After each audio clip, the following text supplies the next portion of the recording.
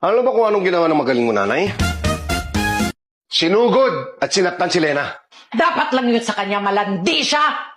Nahuli namin silang naghahalikan sa may sakayan, kaya kinumpront na namin sila. Gumagawa ka na naman ng kwento eh! Nahiya! Teka muna, totoo ba to, Rigor? Kaya ako pinuntan si Lena dahil tinutulungan na kami ni Mando sa kaso ni Tanggol at ibang opisyales sa koreksyonal. Ginugulo mo ang isip ni Marites. Lagi mong ginagamit yung sa pag-iimbestiga dyan sa kaso ni Tanggol para pagtakpan ng mga kalokohan mo. Hindi! Itigil mo na ang pagsira sa pamilya ko! Kung may galing ka sa akin mo ipunton! Hindi yung gagawa ka ng ikasisira ng relasyon namin ng anak mo! Simulat sa pool, minahal ko ng buo si Marites! Marites, makinig ka sa sinasabi ko sa'yo.